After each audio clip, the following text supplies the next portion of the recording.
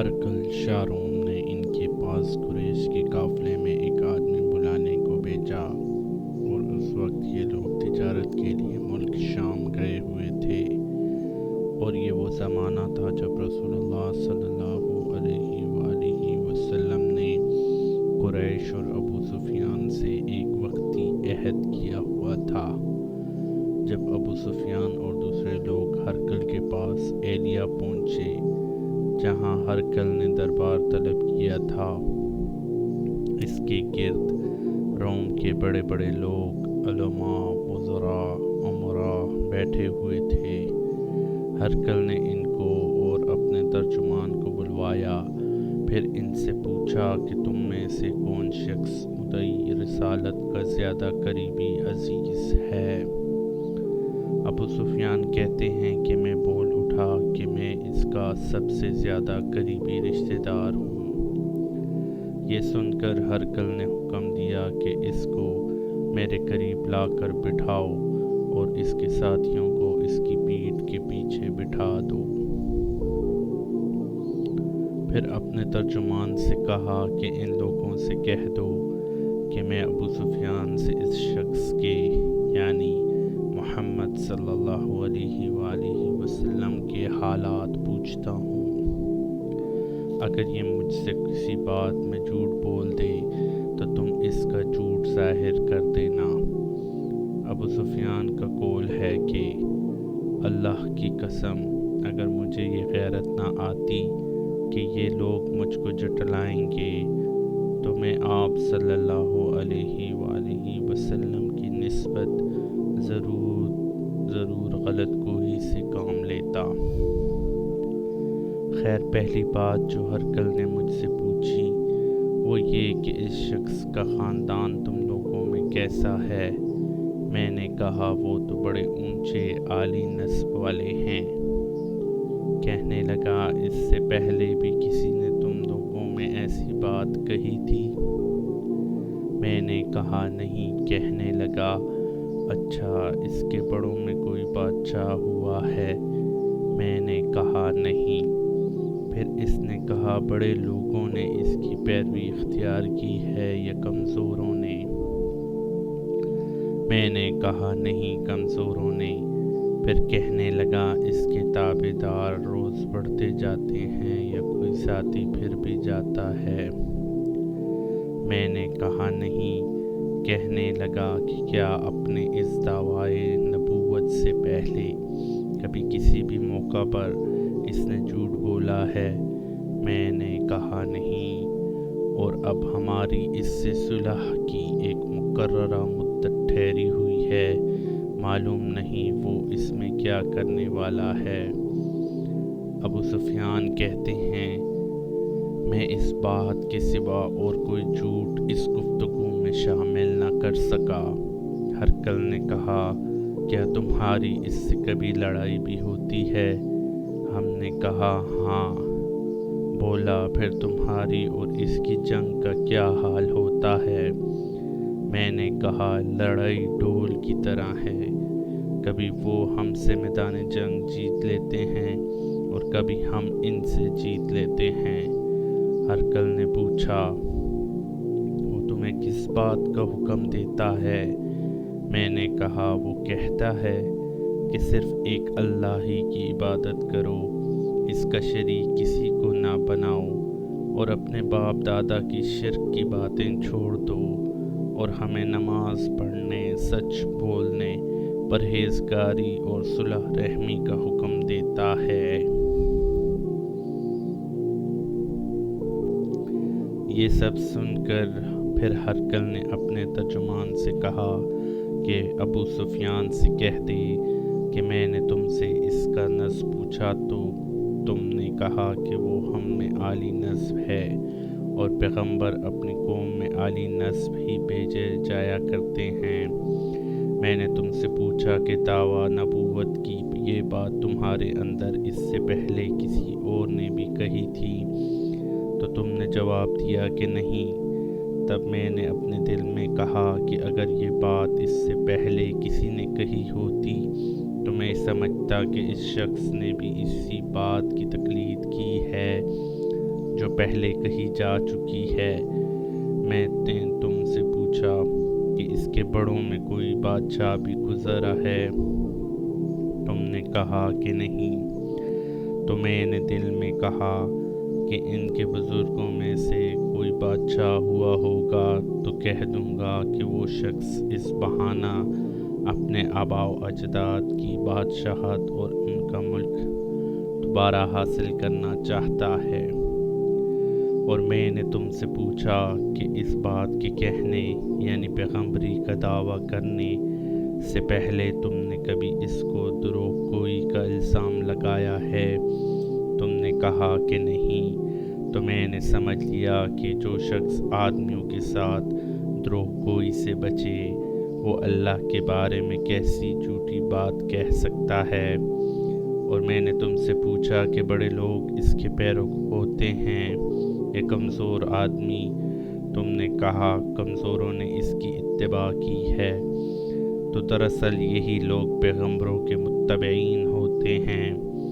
اور میں نے تم سے پوچھا کہ اس کے ساتھی بڑھ رہے ہیں یا کم ہو رہے ہیں؟ تم نے کہا کہ وہ بڑھ رہے ہیں، اور ایمان کی کیفیت یہی ہوتی ہے حتیٰ کہ وہ کامل ہو جاتا ہے۔ اور میں نے تم سے پوچھا کہ آیا کوئی شخص اس کے دین سے ناخوش ہو کر مرتد بھی ہو جاتا ہے؟ تم نے کہا نہیں۔ تو ایمان کی خاصیت بھی یہی ہے، جن کے دلوں میں اس کی مسرت رچ بس جائے وہ اس سے لوٹا نہیں کرتے۔ اور میں نے تم سے پوچھا کہ آیا وہ کبھی عہد شکنی کرتے ہیں؟ تم نے کہا نہیں۔ پیغمبروں کا یہی حال ہوتا ہے، وہ عہد کی خلاف ورزی نہیں کرتے۔ اور میں نے تم سے کہا کہ وہ تم سے کس چیز کے لیے کہتے ہیں؟ تم نے کہا کہ وہ ہمیں حکم دیتے ہیں کہ اللہ کی عبادت کرو اور اس کے ساتھ کسی کو شریک نہ ٹھہراؤ، اور تمہیں بتوں کی پرستش سے روکتے ہیں، سچ بولنے اور پرہیزگاری کا حکم دیتے ہیں۔ لہٰذا اگر یہ باتیں جو تم کہہ رہے ہو سچ ہیں تو ان قریب وہ اس جگہ کا مالک ہو جائے گا کہ جہاں میرے یہ دونوں پاؤں ہیں۔ مجھے معلوم تھا کہ وہ پیغمبر آنے والا ہے، مگر مجھے یہ معلوم نہیں تھا کہ وہ تمہارے اندر ہوگا۔ اگر میں جانتا کہ اس تک پہنچ سکوں گا تو اس سے ملنے کے لیے ہر تکلیف گوارا کرتا۔ اگر میں اس کے پاس ہوتا تو اس کے پاؤں دھوتا۔ ہرقل نے رسول اللہ صلی اللہ علیہ وآلہ وسلم وہ خط منگایا جو آپ نے وہی کلبی رضی اللہ عنہ کے ذریعے حاکم بصرہ کے پاس بھیجا تھا، اور اس نے وہ ہرقل کے پاس بھیج دیا تھا۔ پھر اس کو پڑھا تو اس میں لکھا تھا، اللہ کے نام کے ساتھ جو نہایت مہربان اور رحم والا ہے۔ اللہ کے بندے اور اس کے پیغمبر محمد صلی اللہ علیہ وآلہ وسلم کی طرف سے یہ خط ہے، شاہ روم کے لیے اس شخص پر سلام ہو جو ہدایت کی پیروی کرے۔ اس کے بعد میں آپ کے سامنے دعوت اسلام پیش کرتا ہوں۔ اگر آپ اسلام لے آئیں گے تو دین و دنیا میں سلامتی نصیب ہوگی، اللہ آپ کو دوہرا ثواب دے گا، اور اگر آپ میری دعوت سے روگردانی کریں گے تو آپ کی رعایا کا گناہ بھی آپ ہی پر ہوگا۔ اور اے اہل کتاب، ایک ایسی بات پر آ جاؤ جو ہمارے اور تمہارے درمیان یکساں ہے، اور وہ یہ کہ ہم اللہ کے سوا کسی کی عبادت نہ کریں اور کسی کو اس کا شریک نہ ٹھہرائیں، اور نہ ہم میں سے کوئی کسی کو اللہ کے سوا اپنا رب بنائے۔ پھر اگر وہ اہل کتاب اس بات سے منہ پھیر لیں تو مسلمانوں تم ان سے کہہ دو کہ تم مانو یا نہ مانو، ہم تو ایک اللہ کے اطاعت گزار ہیں۔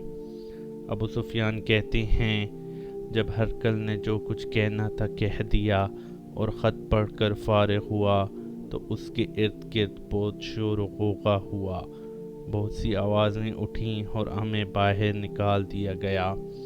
تب میں نے اپنے ساتھیوں سے کہا کہ اے ابو کبشہ کے بیٹے، نبی کریم صلی اللہ علیہ وآلہ وسلم کا معاملہ تو بہت بڑھ گیا، دیکھو تو اس سے بنی اصفر روم کا بادشاہ بھی ڈرتا ہے۔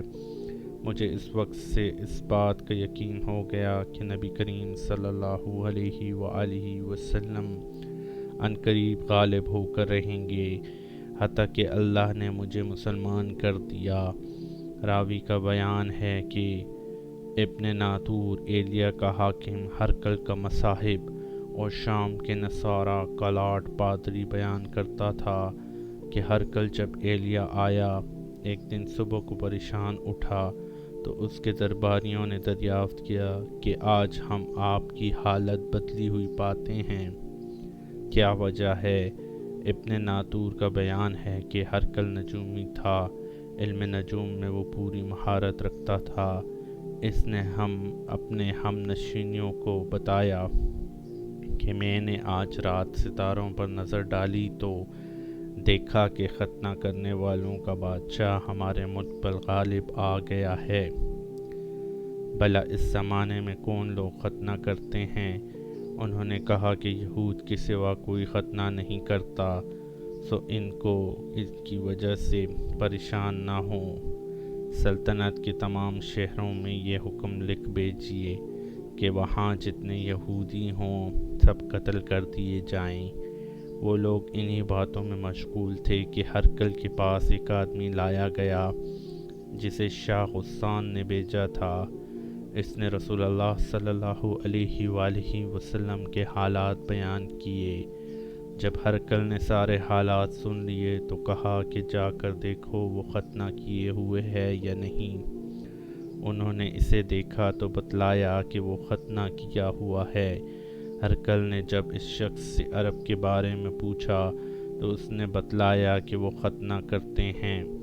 تب ہرقل نے کہا کہ یہ ہی محمد صلی اللہ علیہ وآلہ وسلم اس امت کے بادشاہ ہیں جو پیدا ہو چکے ہیں۔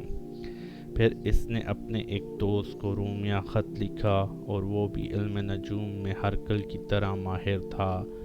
پھر وہاں سے ہرقل حمص چلا گیا۔ ابھی حمص سے نکلا نہیں تھا کہ اس کے دوست کا خط اس کے جواب میں آ گیا۔ اس کی رائے بھی نبی کریم صلی اللہ علیہ وآلہ وسلم کے ظہور کے بارے میں ہرقل کے موافق تھی کہ محمد صلی اللہ علیہ وآلہ وسلم واقعی پیغمبر ہیں۔ اس کے بعد ہرقل نے روم کے بڑے آدمیوں کو اپنے حمص کے محل میں طلب کیا اور اس کے حکم سے محل کے دروازے بند کر دیے گئے۔ پھر وہ اپنے خاص محل سے باہر آیا اور کہا، اے روم والو، کیا ہدایت اور کامیابی میں کچھ حصہ تمہارے لیے بھی ہے؟ اگر تم اپنی سلطنت کی بقا چاہتے ہو تو پھر اس نبی کی بیعت کر لو اور مسلمان ہو جاؤ۔ یہ سننا تھا کہ پھر وہ لوگ وحشی گدھوں کی طرح دروازوں کی طرف دوڑے مگر انہیں بند پایا۔ آخر جب ہرقل نے اس بات سے ان کی یہ نفرت دیکھی اور ان کے ایمان لانے سے مایوس ہو گیا تو کہنے لگا کہ ان لوگوں کو میرے پاس لاؤ۔ جب وہ دوبارہ آئے تو اس نے کہا، میں نے جو بات کہی تھی اس سے تمہاری دینی پختگی کی آزمائش مقصود تھی، سو وہ میں نے دیکھ لی۔ تب یہ بات سن کر وہ سب کے سب اس کے سامنے سجدے میں گر پڑے اور اس سے خوش ہو گئے۔ بالآخر ہرقل کی آخری حالت یہی رہی۔ صحیح بخاری حدیث نمبر 7۔